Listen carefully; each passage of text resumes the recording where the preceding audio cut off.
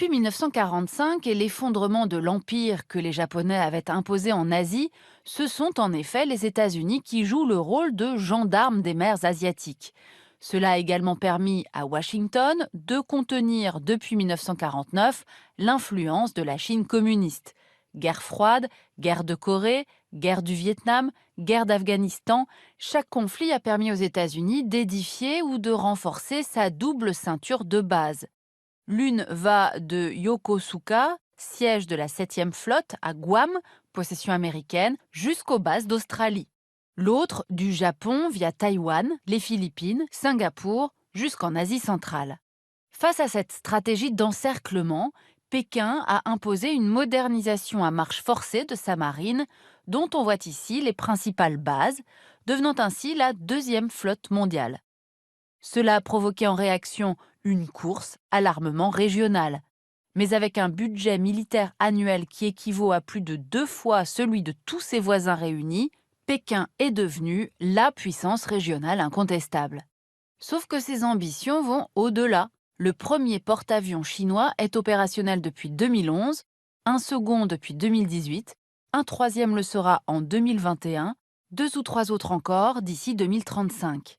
Avec 600 navires en tout, la flotte chinoise veut verrouiller les mers de Chine pour en faire des lacs chinois et repousser l'influence américaine au-delà de cette ligne qui passe par Guam et par les îles Mariannes, c'est-à-dire loin, en haute mer. Car avec sa stratégie des nouvelles routes de la soie, dont on voit ici le volet maritime, Pékin affirme une ambition mondiale. Voici le fameux collier de perles, ces bases portuaires destinées à sécuriser les routes maritimes vitales pour l'économie chinoise.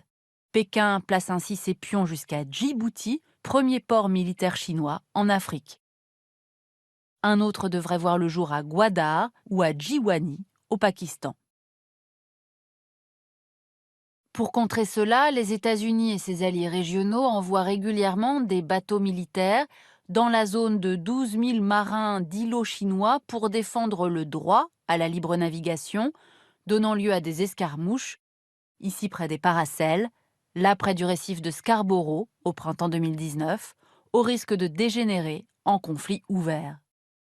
Le projet chinois de creuser un canal de 135 km de long entre l'océan Indien et l'océan Pacifique, dans l'isthme de Kra, a relancé de nouvelles tensions.